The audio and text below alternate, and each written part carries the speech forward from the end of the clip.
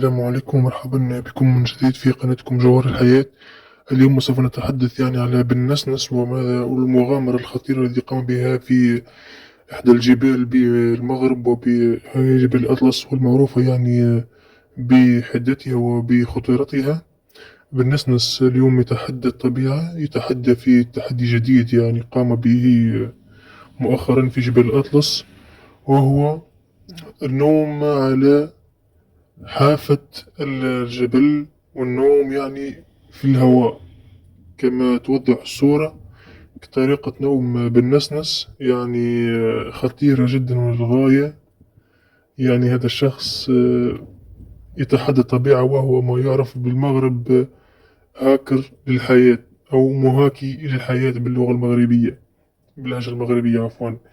قام بهذه المغامرة في تحدي خطير جدا. معروف أنه في هذه الجبال جبال غير متماسكة.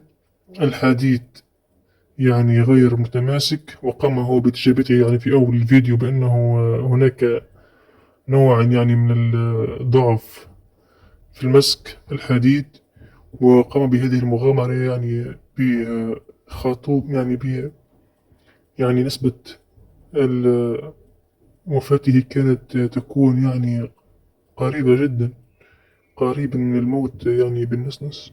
وقام بهذه المخاطرة، شيء مرعب يقوم به هذا اليوتيوبرز أو اليوتيوبر المغربي بالنسنس. حقا شيء خطير جدا ومغامرة لم أراها من قبل. نقول عليه مجنون، نقول عليه ساحر، نقول عليه مهاك للحياة. هو حقا مهاك للحياة بطريقة غير طبيعية. وعلى فكرة هذه ليست المغامرة الأولى التي قام بها، بل قام بعديد من المغامرات، وقام بالعديد من المجازفات. كان يجازف بحياته طوال الفيديوهات التي كان ينزلها على اليوتيوب.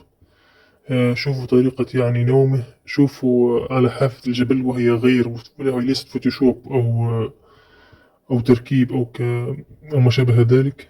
إنها صورة حقيقية لشخص مستلقي على حافة الجبل وهو في الهواء. منظر مرعب جدا ومنظر خطير. حقا بالنسنس هو إنسان مجنون للغاية، وشخص قلبه حديد ياسر، قلبه حديد. كيف ينام بهذه الطريقة، وكيف تكون له راحة البال في تلك الطريقة؟ متأكد أن نسبة الأدرينالين يقوم بها بالنسنس شيء وراء الخيال. هذه صورة بالنسنس لكي نوضح لكم وجهة هذه أو الشخصية المعروفة في المغرب بالنسنس.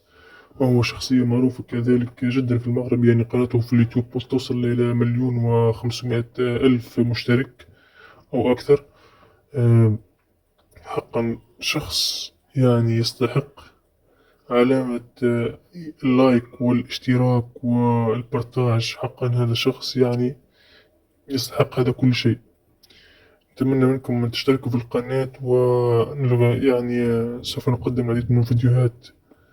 والسلام عليكم ورحمة الله وبركاته.